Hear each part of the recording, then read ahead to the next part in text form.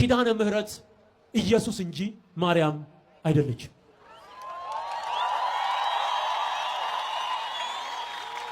ኪዳነ ምህረት ማለት ትርጉሙ የምህረት ኪዳን ማለት ነው። የምህረት ኪዳን ማለት ይኸውላችሁ እኛ ህይወት ያገኘንበት ኪዳን ማለት ነው። እኛ ምህረት ያገኘንበት የእግዚአብሔር አብ ፍቅር ማለት እሱ የተገለጠው በክርስቶስ ነው። አሁን አንድ እግዚአብሔር አለና በእግዚአብሔርና በሰው መካከል አንድ አለ። እርሱም ሰው የሆነ ነፍሱንም ስለ ሁሉ አሳልፎ የሰጠ ማን ነው? ኢየሱስ። አሁን እግዚአብሔር ወደ ታች ሲያይ ወደ ሰው ልጆች ሲያይ በመሃል ሆኖ የሚያየው ማንን ነው?